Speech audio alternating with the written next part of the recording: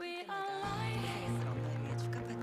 Tell you the truth. Sometimes we live endlessly die. 선택하셨지만 저는 이번에 두 명의 아이만 부디하기 때문에 It's fake. Shout it out. What you love for the world. Learning all the beauty, everything you want. There is a rise to hide the truth. People treating each other right.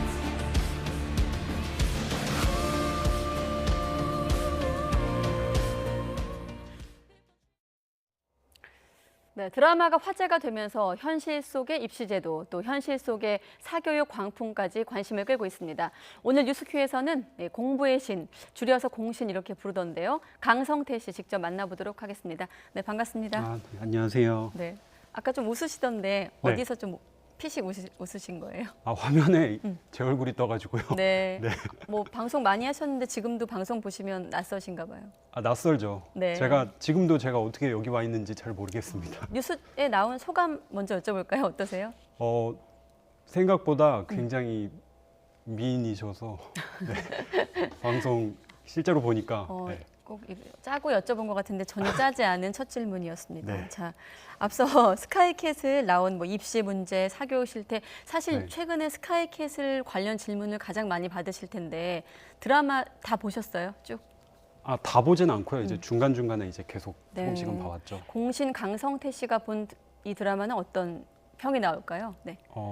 일단 기본적으로 이제 사실에 입각했으니까 다들 이제 관심을 가지시는 네. 것 같고요. 근데 아무래도 제일 이슈가 됐던 건 이제 코디라는 거잖아요. 근데 네. 실제로 이런 교육 쪽에 코디라는 이름을 쓰지는 않았어요. 이제 특정 어떤 사교육 업체에서 코디라는 이름 쓰긴 했는데 네. 원래 이제 컨설턴트나 코치나 컨설턴트. 뭐 이런 이름으로 쓰이게 됐는데 이제는 코디가 그냥 일상화된 것 같아요. 거의 새로운 직업이 일자리가 창출이 된 거죠. 이번 어떻게 드라마 이후에 이런 그 이른바 입시 코디라는 어떤 네. 직업이 더 자리를 잡을 거라고 보시는 건가요? 그렇죠. 왜냐면은 뭐 지방에 있는 학부모님들 같은 경우도 전혀 존재조차 몰랐던 저런 거를 받아야 되는구나. 저걸 안 받으면 안 되는구나. 네. 지금까지 우리는 뭐 했지 뭐 이런 생각 때문에라도 되게 많이 물어보시더라고요. 네. 예전에 우리 세대 때는 좀 과외 선생님 정도의 네네. 어떤 존재가 있었다면 우리가 알고 있는 과외 선생님과 입시 코디, 지금 드라마에서 좀 과장된 네네. 측면이 있지만 어떤 차이가 있는 건가요? 그냥 단순히 이제 학습 뭐 이거 문제 풀어주고 하는 것만 국한돼 있다고 한다면은 예. 이제 전체적으로 다 짜주는 거죠.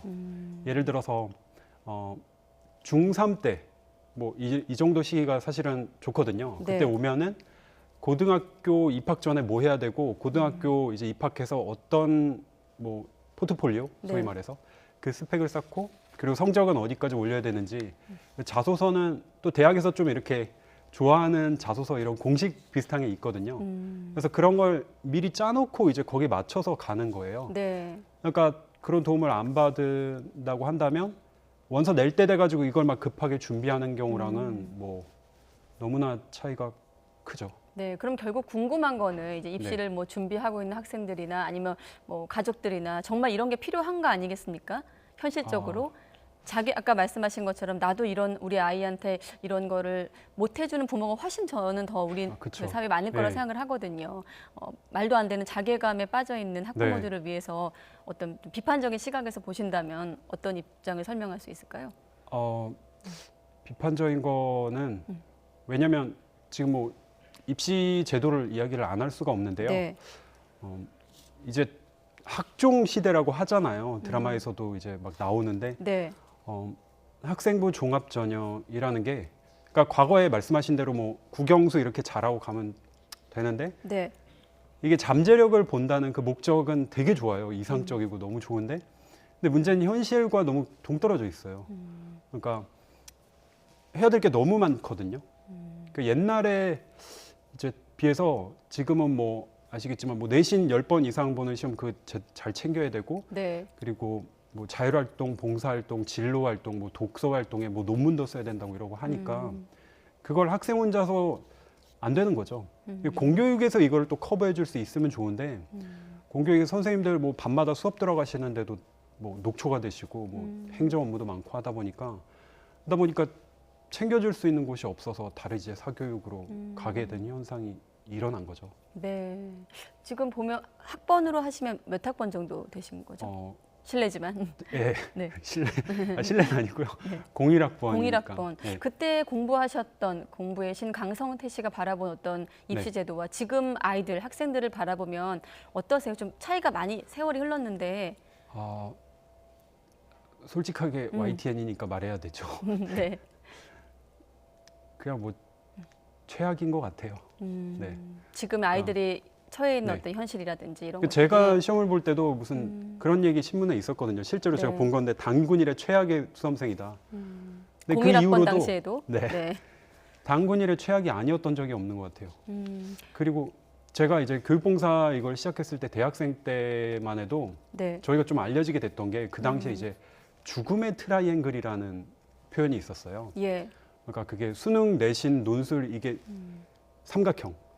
이 세 가지를 다 해야 돼서 진짜 죽음이다. 학생들 너무 힘들다. 예. 하는데 저희 활동이 뭐 공부법 알려주고 하는 게 이제 좀 뭐 구세주처럼 좀 비춰진 부분이 있는데 근데 지금은 삼각형이 아니라 뭐 한 다각형이죠. 30각형은 네, 되지 예. 않을까 싶어요. 훨씬 더 많은 걸 해야 되는 어떤 시대를 살고 있다. 지금 학생들은 네네. 그런 생각이시군요. 그러면 아까 드라마 얘기를 좀 더 해보면 드라마에서 보시면 좀 가장 안쓰럽게 보이는 캐릭터가 좀 있으세요? 어른으로서. 그냥 다 안쓰럽던데요. 거기 나오는 캐릭터 모두가 안쓰럽다. 이 근데- 드라마 나간 네. 다음에 혹시 강성태 씨를 입시 코디로 좀 착각하는 분들도 있을 것 같아요. 그런 질문도 혹시 받으신 적 있으세요?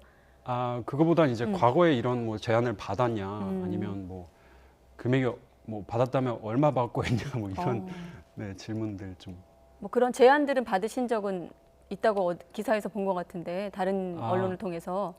받은 적은 있어요. 근데 뭐 저는 이거 교육봉사 시작한 이래로 뭐 과외 같은 것도 안 했어가지고 네. 실제 뭐 돈을 받거나 한 건 아닌데 제안은 좀 받았죠. 지금 표현을 교육 봉사라고 하시잖아요. 네네. 네, 입시 코디하고는 완전 개념이 다른 어떤 교육 관련 업무를 하고 계시는데 네. 뭐 드라마나 상관없이도 이런 일을 하시면서 좀 무리한 요구를 받을 때도 있으실 것 같아요.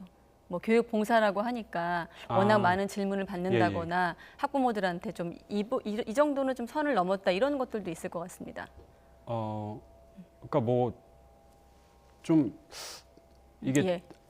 좀 압박을 느낄 때도 있죠. 뭐 거의 뭐 이름만 대면 알만한 어떤 기업인, 정치인 이런 분들 네. 어떤 이렇게 지인 루트를 통해서 연락이 올 때가 있어요. 네. 그러면은 뭐 최근에도 있었나요? 그런 제안들이?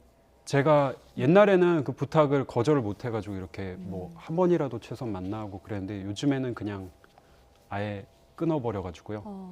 네. 혹시라도 또 연락 오는 걸 막기 위해서 오늘 방송을 통해서 좀 그 논리를 좀 설명해 주세요. 왜 연락을 받지 않는지. 예. 교육 봉사의 어떤 가치를 좀 직접 설명해 주시면 이해가 될 것 같습니다. 네. 교육 봉사요? 네. 저는 뭐 그 한 명의 학생들 뭐 한두 명 학생들 그 코디가 뭐 1년에 2명 이렇게 한다고 하잖아요. 네. 근데 저는 꿈이 있거든요. 대한민국 그러니까 빈부와 지역에 상관없이 모든 학생들에게 멘토를 만들어주는 거예요. 네, 지난 10년 이상 변하지 않았던 꿈인데 네. 그렇게 2명을 성공시키는 것보다 저는 훨씬 더 많은 학생들을 도와주고 싶어요. 네. 그러니까 특히 본인이 아니더라도 멘토를 연결해 주고 싶다. 네네. 네. 혹시 지금도 그런 일을 하고 계신 건가요? 사실 네. 꼭 이 드라마 때문은 아닌데요. 이제 학생분들이 되게 필요로 하는 게 있어요. 이제 드라마에서도 왜 네. 영재라는 친구 뭐 자소서가 있어요. 그 포트폴리오 그걸 구하려고 막 파티도 열어주고 막 하는 네. 장면이 나오거든요.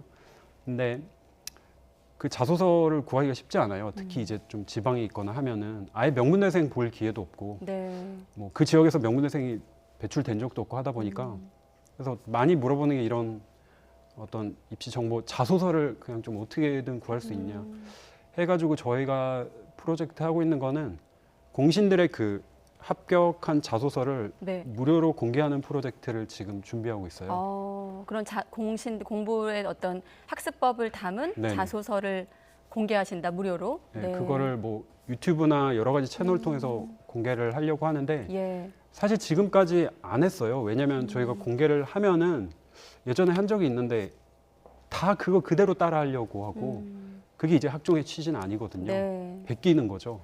그리고 또 이게 뭐 소위 말하는 스카이 대학 합격한 친구들의 그 자소서 보면은 와 고등학생이 이런 걸 할 수 있단 말이에요. 그러니까 오히려 막 자괴감을 느끼게 될까 봐 안 했는데 네. 지금은 그런 걸 재고있을 때가 아닌 것 같아요. 그래서 현실을 좀 네. 반영하겠다 이런 말씀이신 것 같아요. 네 워낙에 좀 많은 분들이 찾기도 하고 네. 그걸로 소외감 많이 받고 있어서 사실 오늘 끝나자마자 또 그 모임이 있어서 아, 대학생들이랑 네. 빈부 준비하러 격차와 상관없이 무료로 어떤 그런 자소서라든지 멘토링을 기획하고 계신다는 말씀 예. 네, 오늘 방송을 통해서 소개하셨고요.